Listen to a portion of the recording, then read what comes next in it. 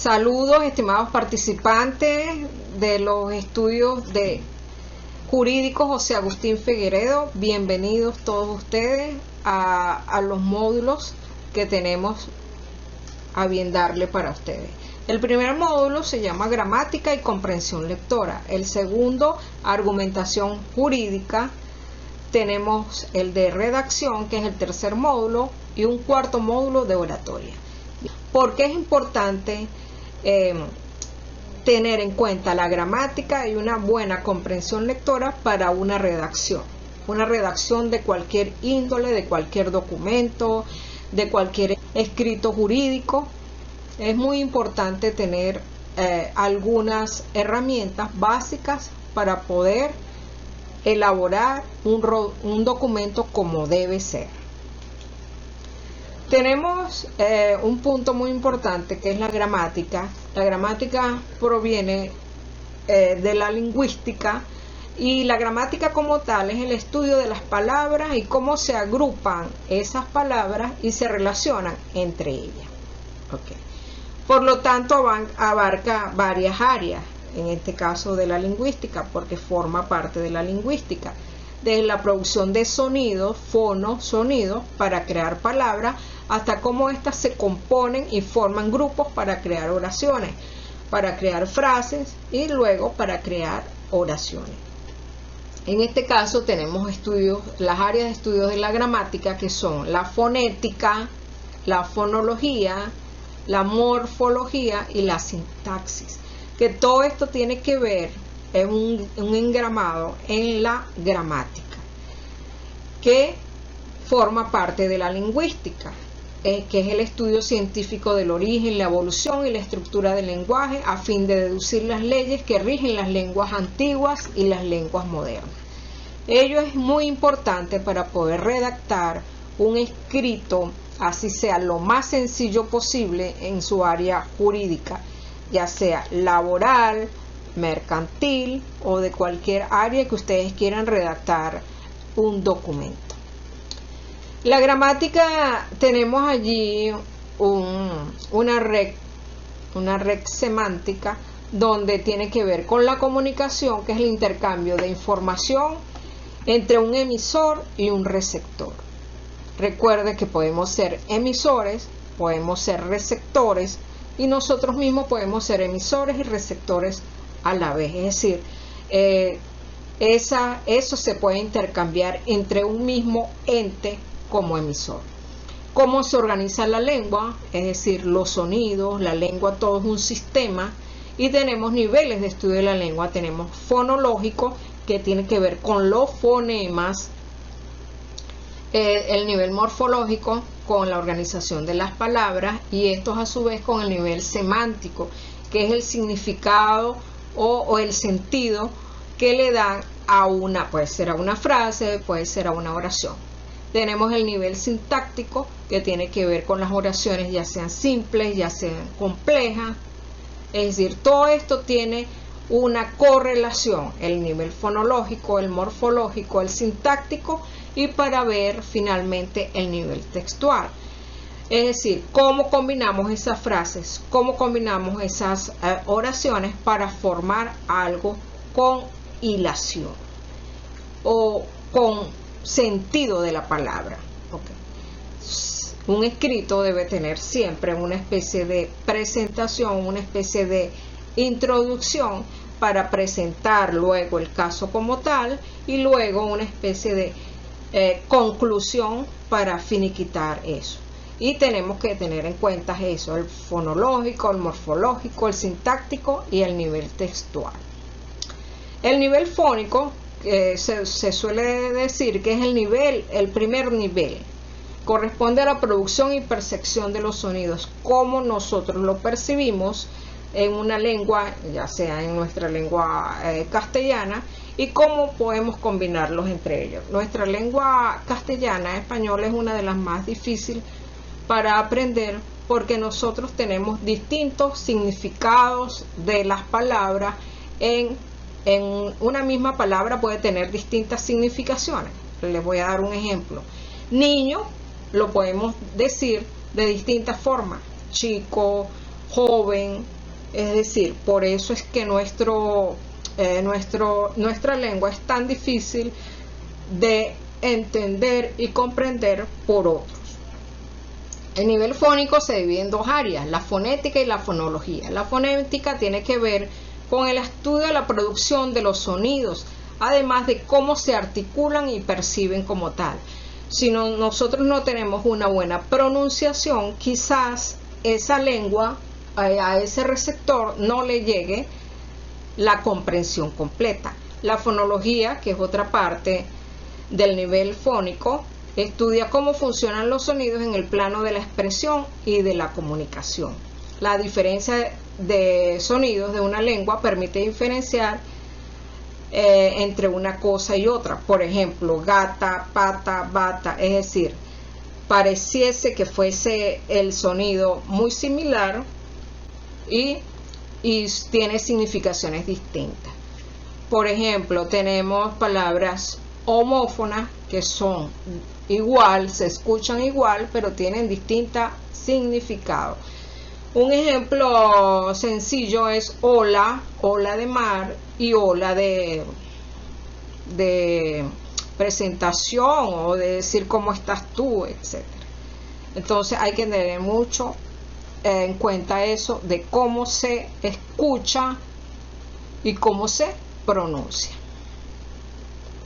Ok, tenemos el otro, entonces el nivel fónico, producción de los sonidos, el morfológico, la formación de las palabras, y el nivel sintáctico, la formación de sintagmas y oraciones.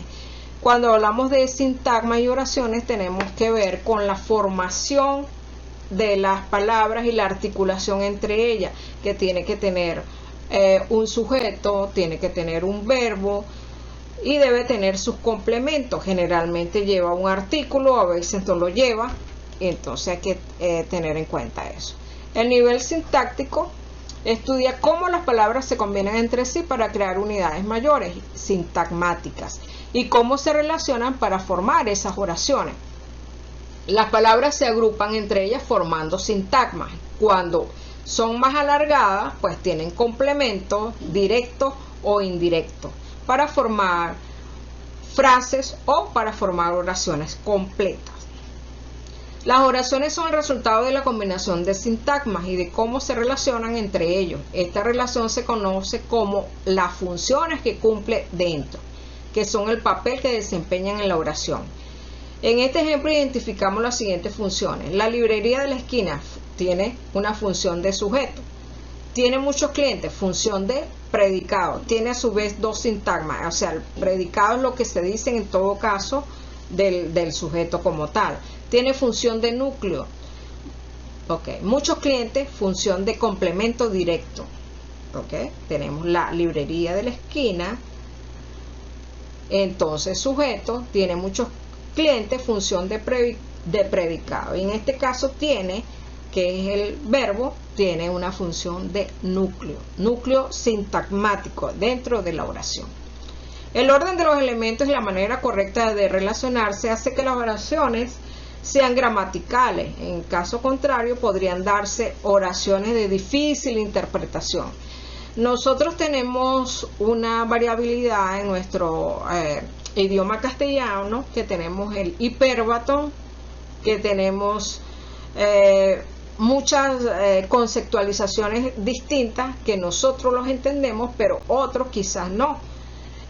Cuando hacemos unas exageraciones, cuando colocamos el verbo que antecede y todos los complementos después, y entonces eso nosotros que sabemos algo de castellano y literatura, pues lo podemos entender, pero para otros es un poco difícil entender esta lengua. Ok, tenemos el nivel morfológico, que es otro de los niveles que se estudia la composición de las palabras.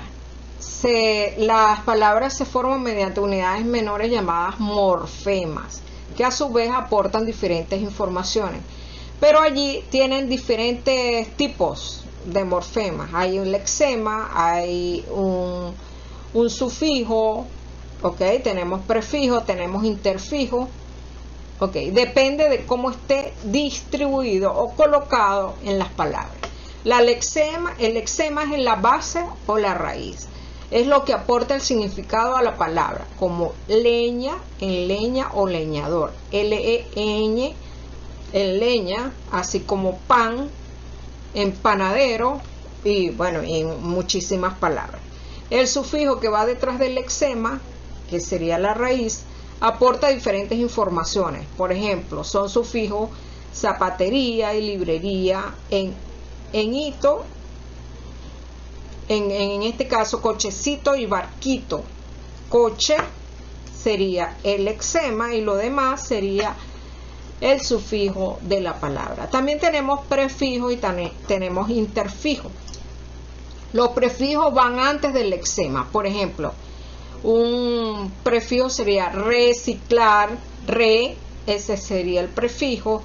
Relacionar, reescribir, acéfalo, asintomático son prefijos. Sinto sería el lexema, mático sería el sufijo y lo que está antes, a, sería el prefijo. Tenemos interfijo también, pececito, el S en este caso sería el interfijo. Entonces tenemos que ese sufijo, ese prefijo y ese interfijo entran en una misma categoría, que sería la de los afijos. Tenemos que tener muy en cuenta esa distribución de esos morfemas en las palabras. Aquí tenemos, en este caso, des es un prefijo, en, prefijo más bar, que sería el lexema, más e, que sería el sufijo, en este caso. O sea, depende de la posición donde están las palabras. El correcto orden de los morfemas nos transmite la información necesaria a nuestro cerebro y nosotros para producir una emisión de voz, para comprender ese significado de las palabras. Entonces hay que tener muy en cuenta. Una de las siempre sugerencias que yo le doy en los talleres es que traten de leer siempre el diccionario, apréndanse una palabra distinta que no hayan conocido cada día para que tengan una capacidad léxica abundante y puedan desarrollar su vocabulario de la mejor manera posible. Ok, la gramática es un sistema de reglas, siempre normativas, que nos llevan a esos usuarios de la lengua a una codificación y decodificación del mensaje. ¿Quién codifica? En este caso, ¿quién emite? ¿Y quién decodifica? ¿Quién es el receptor de ese mensaje? Tenemos gramática normativa y tenemos una gramática descriptiva. La normativa orientada a dar normas que fijen la lengua. Por ejemplo, ortografía, ortología. Orto significa derecho por el camino recto. Ortología, ortografía, grafo es escritura. Entonces tenemos que ver siempre reglas, normas que debemos tener en cuenta para poder hacer y redactar un escrito. Recuerde que no solamente hay que tener una relación entre el pensamiento y el lenguaje para poder nosotros hacer un escrito. A algunos les es más difícil escribir, a otros es más difícil hablar y así sucesivamente. Eso depende de la persona. Ok, la descriptiva analiza la estructura y funcionamiento, describe la estructura y funcionamiento de la lengua sin cuestionar ningún uso, es decir, todo lo analiza, depende de cómo se vaya presentando. Tipos de gramática tenemos dos tipos, la diacrónica y la sincrónica. La diacrónica estudia los cambios producidos en una lengua a lo largo del tiempo y de todo. Sabemos que nuestra lengua tiene muchas raíces griegas, latinas y ha habido mucha diferenciación entre esas etapas a lo largo de todos los siglos. La sincrónica estudia las características de una lengua en un periodo concreto. Por ejemplo, va a estudiar la lengua en el año 2023. En un estudio tal, o lo voy a delimitar en el estado Barinas, en el estado Aragua, es decir, todo tiene algo, una sincronía. No que lo voy a estudiar en la universidad tal, solamente en el gremio de médicos, en el gremio de veterinarios, en el gremio de la parte jurídica, solo los abogados. Okay. A ver cómo está esa gramática, cómo usan la gramática y cómo usan la lengua para poder tener un escrito aceptable. Entre los tipos de gramática tenemos la normativa, que ya estamos hablando sobre ella. Establece las normas y el uso correcto de una lengua. Es normativa toda construcción gramatical que sigue los preceptos establecidos. Algunas lenguas, como el español, cuentan con el apoyo de instituciones que establecen qué se considera o no normativa. Nosotros tenemos en este caso la Real Academia Española, que nos da muchas visiones y normas para tener en base palabras o no, para poder ubicarlas. Hay unas palabras nuevas venezolanas que ya están en la Real Academia Venezolana, en la Real Academia Española, y tenemos también diccionarios venezolanos que se han encargado de hacerlo, estudios científicos, muy científicos, y también de cómo hablan los chicos, de cómo hablan los jóvenes, cómo hablan los adolescentes. La gramática descriptiva es la que estudia el uso real de una lengua, con sus desviaciones respecto a la norma. Tenemos muchas desviaciones, tenemos formas de hablar, sobre todo en los estados. No es lo mismo hablar en Barinas que hablar en portuguesa y hablar en otro. E inclusive nosotros podemos tener diferencias entre una familia y otra para poder hablar, para poder comunicarse. Ok, tenemos tipos de gramática, la tradicional y la generativa. La tradicional designa el conjunto de ideas sobre el estudio gramatical de los primeros filósofos griegos. Intentaron definir, clasificar y describir las normas y mecanismos, es decir, dieron como una especie de norma para poder seguir. Ese tipo de gramática siempre fue subordinada a la lógica y se mantuvo por siglos y siglos y continuó hasta mucho tiempo. Es más, todavía tenemos vestigios de ello. La gramática generativa, que sobre todo el propulsor fue Noam Chomsky, a partir de 1957, se habla de la sintaxis de las lenguas, busca explicar cómo se produce una serie infinita de oraciones gramaticalmente correctas a partir de un conjunto limitado de reglas. Son teorías que él presentó, esta teoría la presentó él, tienen mecanismos básicos de funcionamiento comunes, únicamente se diferencian en la fonología y el léxico, así como en aspectos específicos de la sintaxis. Ok, por este lado tenemos la gramática y ahora vamos a darle una pincelada a la comprensión lectora para tener un conocimiento así amplio y rápido. Tenemos que comprender algo para poder redactar, para poder escribir y para poder nosotros expresarnos. ¿Qué es la comprensión lectora? La comprensión es el proceso de elaborar el significado por la vía de aprender las ideas relevantes de un texto y relacionarlas con las ideas que ya se tienen.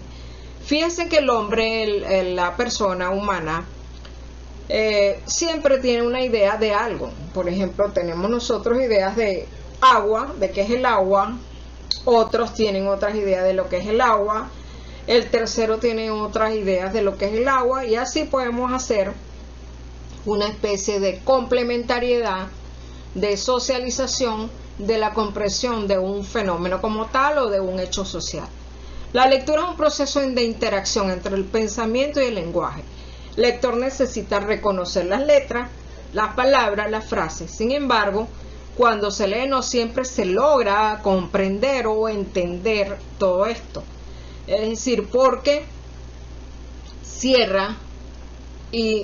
cierra quizás por valores, por prejuicios, por cosas que tenga el individuo para poder entender algo.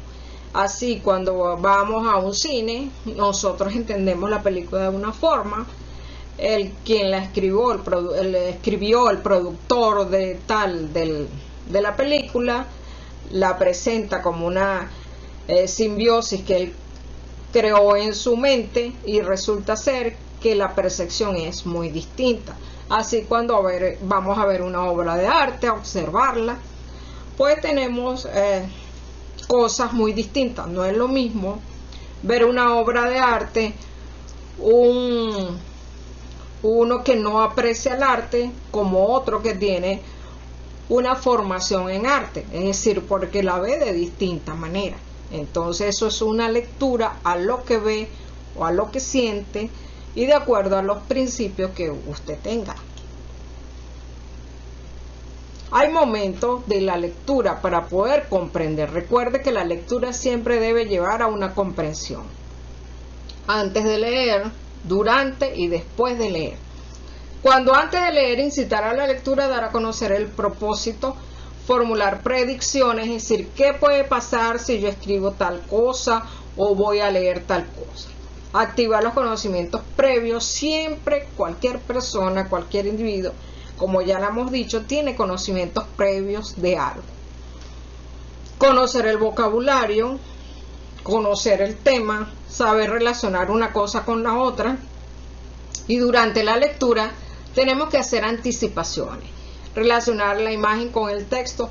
A veces nos presentan una imagen que no tiene ninguna relación con el texto, por eso tiene que haber una concatenación, una relación, para poder entenderlo de la mejor manera posible. Eso lo podemos autocorregir. Si usted ve que no tiene nada que ver con una cosa con la otra, se puede corregir, depende si usted va a leer o si usted va a escribir. Después de leer, comprensión global y específica de fragmentos o del tema de texto. Tenemos inferencias, tenemos recapitulación, es decir, cuando yo empiezo a pensar pero esto será lo que quiso decir el quien escribió esto, o qué será lo que dice, o será eso verdaderamente, y lo puedo socializar con otras personas. Ustedes como abogados, ustedes pueden socializar sus escritos para ver si otros comprenden lo que usted de alguna manera emitió en ese escrito, ¿ok? Recuerde que tiene que ver con sus vivencias, con su quehacer diario, para poder redactar. Ok. Nosotros podemos seleccionar lecturas adecuadas. Cada quien selecciona lecturas de acuerdo a su formación profesional. Si son abogados, me imagino que no les gustará mucho la parte de las matemáticas o de otras cosas, del arte. Es decir, siempre nosotros tenemos que seleccionar lecturas adecuadas a nuestra formación profesional. Contestar a preguntas, es decir, hacer predicciones también. Podemos hacer resúmenes. Podemos usar mucho las aplicaciones que tenemos ahora con la inteligencia artificial, o simplemente las aplicaciones normales. Hacer un resumen por escrito, hacer esquemas, a hacer significaciones, poder subrayar, ya sea lo verde voy a colocar la idea principal, con el azul voy a colocar la idea secundaria, para poder comprender. Podemos hacer un mapeo del texto. ¿Cómo lo puedo hacer? Con ilustraciones, con gráficos, con mapas conceptuales que me ayuden a comprender una mejor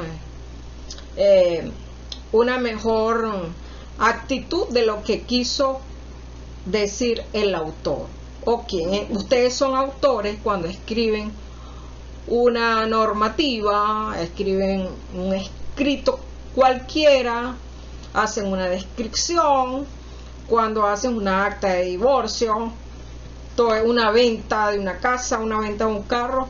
Entonces tienen que escribir no solamente para ustedes, sino para los demás. Porque los demás son los que le van a dar la comprensión lectora adecuada a eso. Tenemos estrategia para obtener una comprensión lectora. Tenemos control de la comprensión, la metacognición, que tiene que ver mucho con el pensamiento o la idea de lo que está allí, poniéndolo a repensar nuevamente. ¿Será esto? ¿Será aquello? ¿Será lo otro? Con palabras, con inferencias, con preguntas. Podemos usar los mapas, que ya hemos hablado de eso, gráficos, organizadores. Podemos contestar preguntas, podemos no solamente contestar, sino hacer preguntas, reconocer la estructura de la historia, si esto puede pasar así, si esto es normal o es anormal. Podemos resumir, podemos concluir si en realidad es escrito o da esto o no. Y lo podemos socializar, que es algo muy importante, socializar, porque hay un adagio que dice que 2 personas piensan más que una, y si son 3, pues mucho mejor. Niveles: tenemos comprensión literal, comprensión inferencial y comprensión crítica. Allí hay unos parámetros en la lámina, que hay unas pistas o unos tics para tener comprensión literal. Por ejemplo, qué, quién, dónde, quiénes son, cómo es, con quién, para qué, cuál es, cuándo, cómo se llama. Esas son preguntas que nosotros le podemos hacer al texto escrito para poder tener una comprensión literal. Una inferencial: ¿qué pasará? ¿Qué significa? ¿Por qué? ¿Cómo podría? ¿Qué otro título? ¿Cuál sería el mejor? Es decir, si nosotros nos hacemos esas preguntas cuando estamos haciendo un escrito o simplemente leyendo y comprendiendo otro, podemos tener una segura comprensión. La crítica: ¿crees que? ¿Qué opinas? ¿Cómo crees? ¿Cómo podrías calificarlo? ¿Cómo te parece? ¿Cómo debería ser? ¿Qué crees? ¿Qué te parece? ¿Cómo calificarías? ¿Qué piensas de? Es decir, por lo menos, y esa la podemos también socializar con otro, con pares, con unas terceras personas, para poder tener una comprensión mejor. Podemos hacerle preguntas a los otros: ¿qué entendiste tú sobre ese escrito? ¿Será que esto lo redacté de la mejor manera posible? ¿Le podría colocar otro título? Es decir, ponerlo en el tapete para poder que otros lo comprendan y de yo comprenderlo pues de la mejor manera posible. Ok, bueno, muchas gracias. Esas son pautas de gramática y comprensión lectora para poder hilvanar un escrito y que tenga hilación. Algunos tips: recuerden no hacer párrafos muy largos en los escritos jurídicos, porque quizás cuando usted vaya leyendo, la atención se le va a ir por otro lado y no lo va a comprender de la mejor manera posible. Un párrafo podría ser, se sugiere que puede estar entre 8 y unas 10 líneas, para que el lector no se canse. Bueno, muchas gracias, y bueno, espero que accedan al aula virtual. Allí están las actividades, están los recursos. Allí en este módulo 1 tenemos 2 videos, tenemos un foro que pueden participar allí en el foro. Recuerde que es evaluado el foro, también es evaluada la actividad que ustedes van a hacer el escrito al final. Entonces, bienvenidos y sigamos aprendiendo juntos. Muchas gracias.